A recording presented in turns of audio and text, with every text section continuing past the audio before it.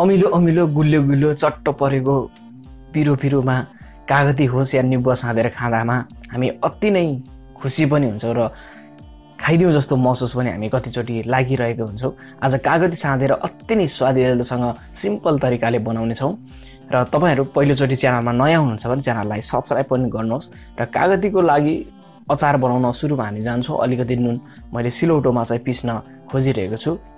एउटा लसुन पनि राखिदिएँ र हरियो फ्रेस खुर्सानी पनि राखिदिएँ। भर्खरै नजिकै बोट पनि छ र यसरी पिस्न खोजिरहेको पनि छु।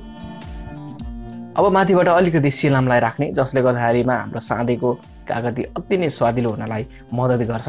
यदि तपाईहरुलाई आजको यो कागती साँधेको रेसिपी मन परिरहेको छ भने चाहिँ भिडियोलाई लाइक अनि शेयर पनि गरिदिनुहोस्।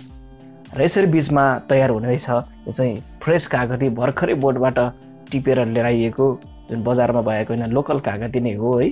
यस्तो तरिकाले यसलाई मैले सफा गरेर राखेको छु। अब यसलाई काट्नको लागि दुवै साइडलाई यसरी फ्याँकिदिने र बीचबाट यसरी काट्न गइ पनि रहेको छु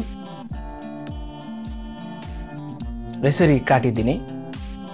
र काट्दै गर्दाखेरिमा जुन बीचको गुदीको भाग हुन्छ त्यसलाई चाहिँ फ्याँकिदिनु पर्छ, जसले गर्दा कागती तितो पनि हुँदैन। कतिचोटि कागती बोक्रा सहित पनि खाने गरिन्छ, कतिचोटि बोक्रा फ्यालेर, तर यो चाहिँ बोक्रा नफालिकन पनि बनाउन सकिन्छ। र अब चाहिँ एउटा भाँडामा यो कागतीलाई राख्ने र माथिबाट हामीले तयार गरेको अचारलाई राखिदिने। थोरै बिरी नुन पनि राखिदिने। अब अलिकति यसमा चिनीलाई राखिदिने। यो चिनी राखेपछि झन् यो कागती साँधेको अति नै खाइदिउँ जस्तो महसुस हुन्छ। कतिचोटि सम्झिँदै खाइदिउँ क्या हो भन्ने जस्तो सायद तपाईहरुलाई पनि लागेको पनि होला, किनभने यो कागती साँधेको हुन्छ नै त्यस्तो। यो मिठो बास्ना आइरहेको छ फ्रेस कागती र बीचमा यसरी मूली पनि रहेको छु र बीचमा अझै चलाउँदै मजाले मिक्स गर्ने। र यतिको भएपछि लगभग हाम्रो तयार पनि भयो र मैले चाहिँ यसरी सर्भ गरेको छु।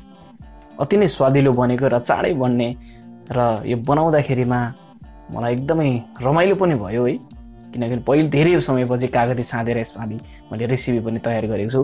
आजको रेसिपी तपाईहरुलाई कस्तो लाग्यो? यदि मन परेको छ भने यसपालि पक्कै पनि कागती साँधेर खाने होला।